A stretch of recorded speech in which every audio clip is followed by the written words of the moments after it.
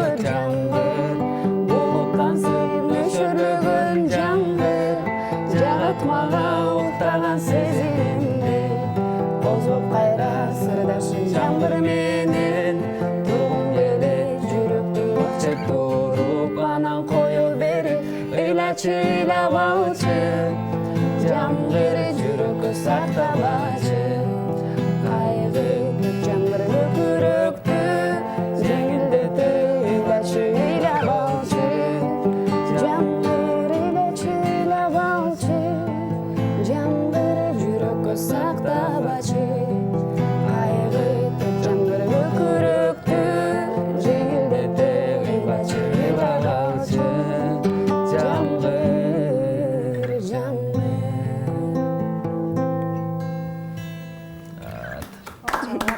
Терезеден сыртта аппак кар, ал эми 5-каналдын ачылма программасында биздин студияда жамгыр.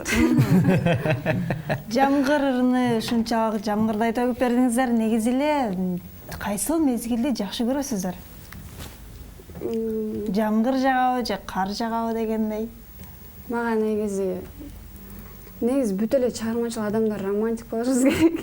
Ошондуктан күз көбүрөөк жагат мага. Күз, жамгыр, сары жалбырактар. Бирок кыш деле жагат, аппак кар, жан дүйнөлөр тазаланат.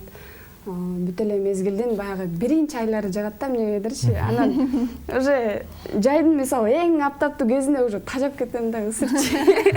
Анан күздүн дагы баягы эң саргайып дарактардын жалбырактары түшүп аткан кез жагат да, анан кийин уже суук болуп, жолдору лай болуп кеткен кездер жакпайт. Сизгечи? Бир вакыт сизгечи. 4 сабыр менен айта кетейин мен. Жазды сүйөм, анын жыты башкача. Кышты сүйөм, анын кары таптаза. Ошол сындуу таза болсо сезимдер, сүйөр элем бир инсанды башкача.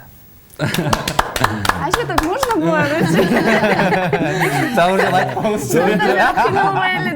Көбүнчө мага жаз менен кыш жагат. Экөөнү аябай жактырам, сон мезгилдер. Рахмат силерге.